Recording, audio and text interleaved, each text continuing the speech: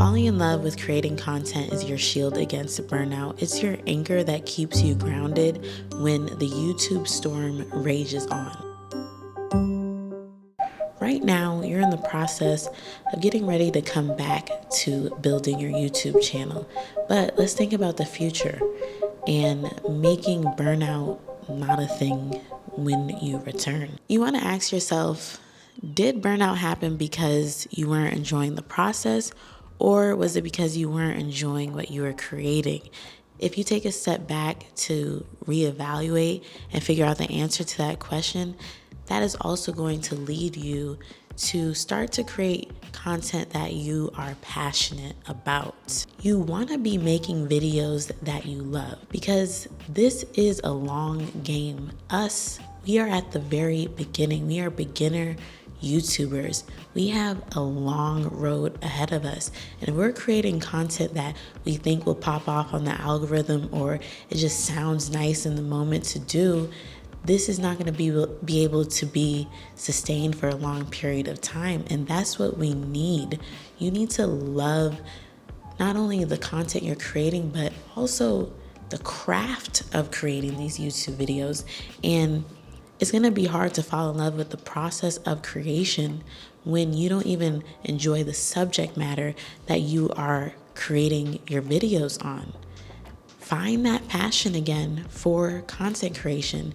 Take a look at the topics and niches that excite you, that genuinely move you and align with your big picture passion in life and why you are even wanting to be a successful YouTuber. What does your creative process look like? You need to have written down in as specific of a manner that works for you. What does it look like to create a YouTube video from start to finish? When you write it down, you'll be able to tweak it as you go and create more videos and change your process to what actually works for you. But if you don't currently have your creative process written down somewhere, it's going to be harder to get into a swing and a flow of creating YouTube videos, and that's going to mess with your consistency, and that's not something that we want to do. Having your creative process documented can really go a long way, and I need you to just trust me in doing the exercise of, again, writing out what does it take for you to create a YouTube video from start to finish. I would say in conjunction with having your creative process written down, you also want to give some thought to, how am I going to make this sustainable? It's one thing to have a good content creation streak. Things are going well, you're uploading videos, so on and so forth. But doesn't it just get annoying when it's like, I'm doing well, but then I get burnout and now I've stopped. I put a halt has come in my desire to be a successful YouTuber because I am burnt out. That's what we want to avoid. And one of the best ways to avoid that is by creating a sustainable content creation process. When you look at what does it look like to make a video from A to B, and also you think about the different things you have to move around in your schedule, what time of the day you get to film, when you edit, etc. You have to ask yourself, is this sustainable? Can I continue to do this repeatedly, month after month, week after week? And if the answer is no, then you need to tweak the different parts of your creation process in order to make it as sustainable as possible. Because, like I said, this is a long haul. We have a long way to go to be the successful YouTubers that we envision. So why not, at the beginning, make it as sustainable as possible? It should be a goal to be in a testing / trying things out era of your YouTube channel. We just talked about the value of being clear on our creative process, but as beginners, we don't necessarily know exactly what's going to work and what's not going to work. I'm sure most of us have watched a handful of videos from social media gurus giving out a bunch of strategies for being a successful YouTuber. Well, we need to try a good amount of those things out. We don't know what's going to work with us because we do all have different circumstances in our life, different challenges when it comes to being a successful YouTuber, different hurdles that we have to jump over, and the strategies that we may have heard thus far, they sound good, but we don't know if that really works for us as individuals unless we try it out. And when you are in a trial and error kind of phase, you have to be open to understanding that, hey, it's not that I will never learn how to make a great YouTube video that will do well. It's just I'm figuring that out right now. And if I create something that doesn't do the numbers that I expect, that's okay because I'm in my trial and error, testing things out phase of my YouTube channel.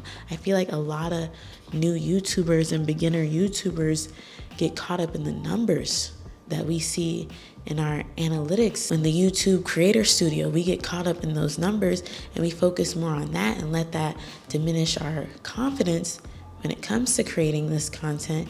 And that also gets in the way of being consistent and gets in the way of our desire to be successful YouTubers. We have to do away with that style of thinking. I know I've done it. I've been so caught up in the numbers that I'm just like, damn, I'm discouraged.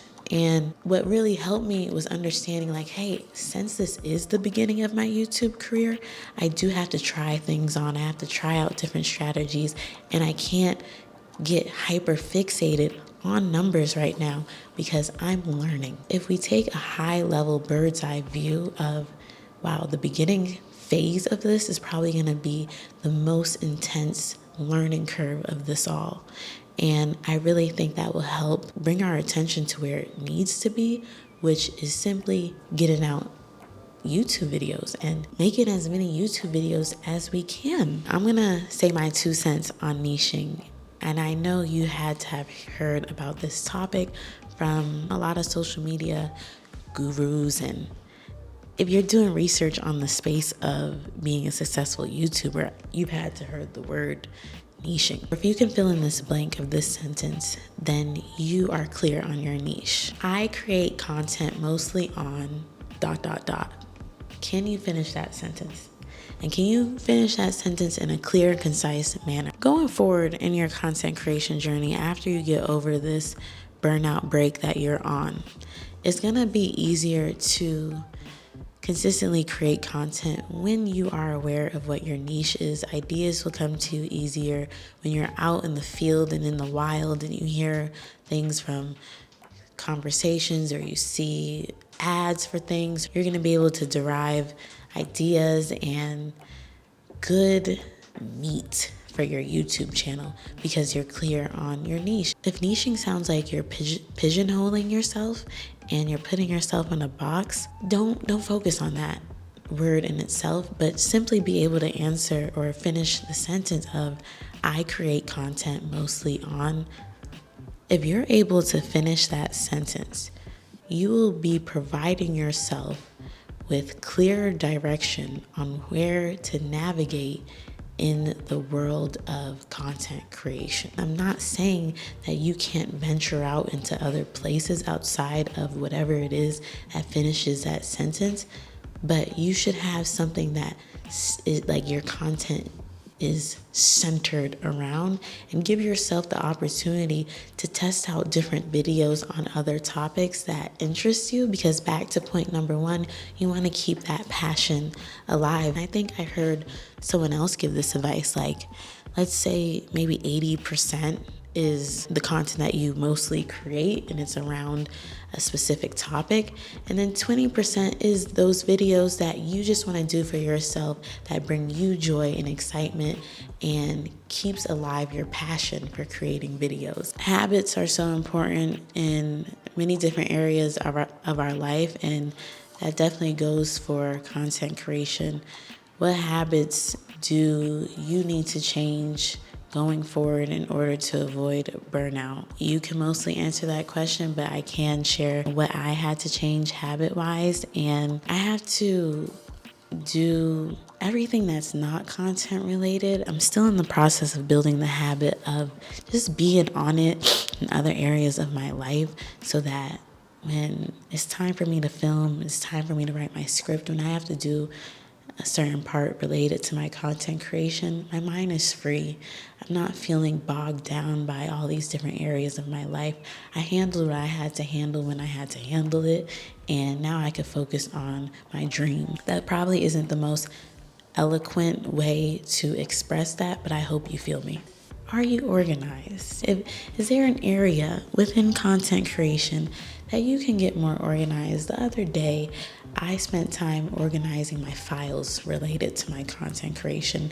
Instead of having a bunch of video files everywhere on my SD card, on my SSD drive, you know, I cleaned all that up, cleaned up my downloads folder on my computer, Decluttering and organizing the things related to your content creation brings about that freedom to flow, that freedom to consistently pump out content, which is what we want to do. And it gives you more space to create a rhythm. It probably doesn't feel great in the beginning of a burnout break to be on that break because you are hungry for being a successful YouTuber. But as the break runs its course, you learn certain things, you get a new perspective, you start to feel revived and rejuvenated, and all of those things are positives about breaks. So with that being said, don't rush out of your burnout break. Let it run its course fully. Just let it encompass you. Don't be like, dang, I gotta post. That thought can definitely flutter through your mind, but you need to sit in your burnout break. We can't underestimate how serious burnout is, and you need that time to recoup. And I just want you to let the burnout break do its thing because it is magical in its own way. So don't rush out of it. There's no need to. You'll know when it's the right time for you to get back into running and that's the thing, you haven't stopped. When you think about it, just because you're on a burnout break, you haven't stopped. You're still in the race for becoming America's next best YouTuber. Sorry. You're still in this race to be a successful YouTuber. This burnout break was necessary. When you look back on your journey, you're going to be like, wow, I was burnt out. I started my YouTube channel, but then I burned out. But while I was on that break, I learned so much and my cup became full again, and I was ready to attack building my YouTube channel with full force. If you rush back into creating content before you're ready, you're bound to find yourself in another burnout break. And we don't want that. Don't come back until you genuinely feel it in your core that you're ready to come back. And if you are done, if your burnout break is over and you're ready to come back to YouTube, watch this next video and I'll see you over there. Bye-bye.